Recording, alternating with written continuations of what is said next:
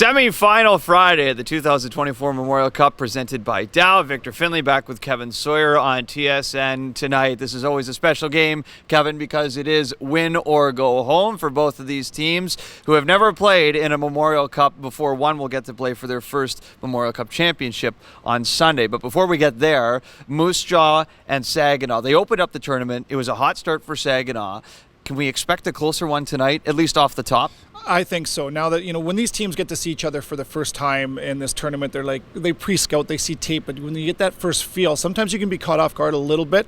And also the emotion. The game one for Moose Jaw, they weren't even close to being anywhere near their identity. So I think that they've gotten better incrementally as this tournament has gone on. I think they've now seen enough of what Saginaw is trying to do in their structure firsthand. So I think that you're dead on where this is going to be a much more close affair.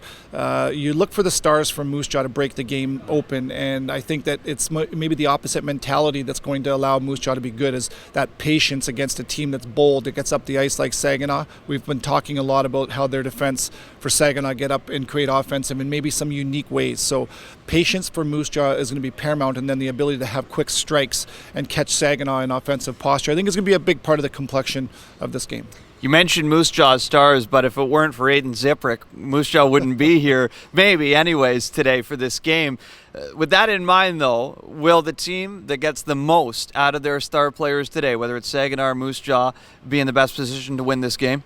Well, always you need your stars. We saw what Easton Cowan did, right, for London against Saginaw to punch their ticket to the final. Yes, always. You need your big players to be able to have big plays and big moments. But I also think that the depth in these big games sometimes are the difference makers. Like you talk about Stanley Cup champions in the past, how the third lines are often the difference. Well, Moose Jaw's third line is not stranger to scoring big goals. They had back-to-back game-winning goals in Game 6 and Game 7 against the Blades. And, of course, they got the game-winning goal in Game number 4 as well against Portland. So stars got to be their stars. And if they're a saw-off, then you ask yourself the question, who has the more depth? That'll be interesting to watch. 2 more games left in the CHL season. We'll complete one of them tonight in the semis. It's Moose Jaw and Saginaw, 7 p.m. Eastern, 4 p.m. Pacific for the pregame show on TSN with a 7:30 puck drop.